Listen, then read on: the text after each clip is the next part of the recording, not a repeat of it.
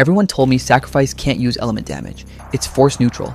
Race bonuses don't work, size bonuses don't work. And yeah, they're right about that. But here's the part most people probably missed. The stat element. That's a completely different story. And the damage difference? Oh, I'm telling you, it's not small. Oh my God! Alright, so let's quickly go through what we already know about Sacrifice. When you activate it, your normal attack converts into force neutral physical damage, 7% of your max HP per hit. That text is important, force neutral, meaning the skill ignores race bonuses and size bonuses entirely. So your Hydra card doesn't apply, your size bonus cards also doesn't apply as well. Most players already know this, so they focus on three things: max, HP, critical damage percentage, and physical damage percentage. Those are correct. Those are the main pillars of the build, but there's a fourth damage layer sitting right there that almost nobody talks about. And I only found it because I was messing around with my card slots when I was hitting an MVP event. Here's the thing, Sacrifice is force neutral. That means the damage type the skill deals is neutral. But what about the monster's element? Because those are two completely separate things. A monster being water element doesn't change what type of damage you deal. What it does is open up a specific modifier, so element-based damage bonuses. Cards that say deals more damage element monsters, those are checking the monster's element, not your damage type. And Sacrifice, even though it's neutral, it still hits the monster. And if the monster is water element, those element-specific damage cards still apply. So let's use this example, the Drainiliar card. This card increases your damage against water element monsters. When I slotted this during a run against water element mobs, the damage jump was not small.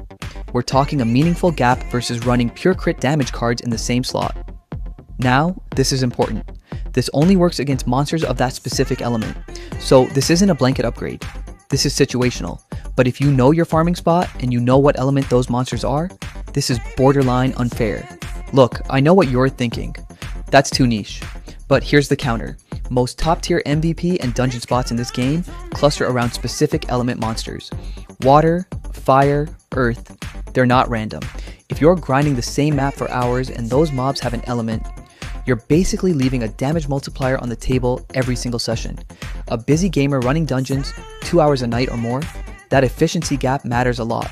So let me break down why this works, because understanding the mechanic means you can apply it beyond just Drainiliar. The Sacrifice skill's damage formula: force neutral physical damage, scaled from 7% max HP.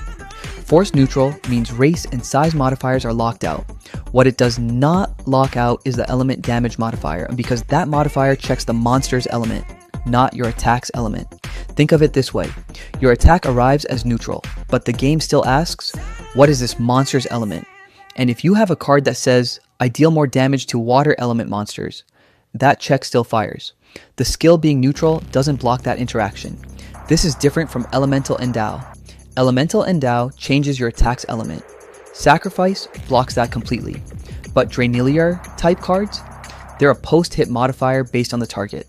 That's why it works. And this applies to any card or gear with the same mechanic. Anything that reads, hey, I deal more damage to elemental monsters. You can stack multiples if your card slots allow. Alright, so how do you actually apply this? Step 1. Identify your farming spot. What element are the monsters there? If you're farming neutral element mobs, this strategy doesn't apply. But if you're on water, fire, earth, wind, poison, holy, shadow, undead, or ghost element mobs, there's likely a card for that. It's best to set your card album for a specific element. For water element, Drainiliar is the card we tested. The damage jump is real. Now, here's where it gets interesting. Your card slots are limited. So the question is, does Drainiliar outperform a squid card in the same slot against water element mobs? Based on my testing, yes. The element modifier fires independently of crit, but we still need those critical stats. My priority order, HP scaling first, crit damage second, then, if your farming spot has a specific element, use element-specific damage cards in the remaining attack slots. One more thing, this also opens up boss preparation. If you know a boss has a specific element, you're bringing a counter element card for that. How's that for a farming optimization?